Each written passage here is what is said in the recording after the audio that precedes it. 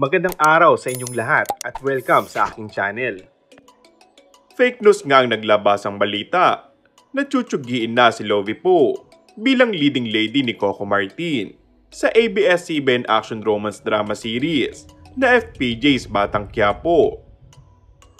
Bumalik na sa Pilipinas ang bagong kasal at kapamilya Supreme actress na si Lovie Poe pagkatapos ng kanyang ingranding kasal sa United Kingdom para ipagpatuloy ang taping niya sa FPJ's Batang Quiapo kung saan ay katambal niya ang hari ng primetime na si Coco Martin. Pagka-uwi niya sa bansa ay dumiretso nga agad ito sa taping. Halos araw-araw na ulit umano sasabak sa trabaho si Lovie dahil ayaw ng production na magahol sila sa oras.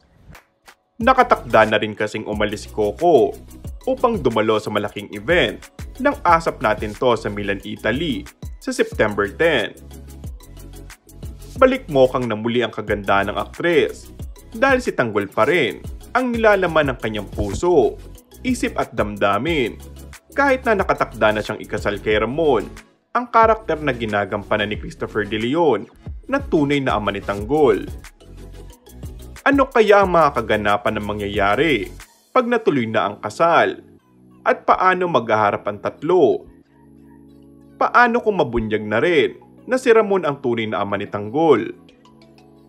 Samantala, tila pinahiya nga daw ng kapamilya actress na si Lovie Poe ang mga netizen na nagpapakalat ng chikang baka hindi na siya babalik sa serye matapos magpakasal.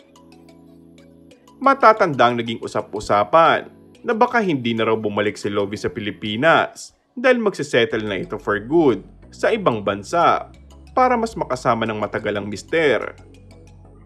Pero naiba nga ang ihip ng hangin dahil kahit kung tutuusin ay nasa honeymoon stage pa si Lovie. Bumalik na raw ito sa Pinas para sumigi umulit na ulit sa primetime at manatili siya ang leading lady ni Coco Martin. And that's all for our today's video. Kung bago ka lang sa aking channel ay mag-subscribe at pindutin na rin ang notification bell. Maraming salamat!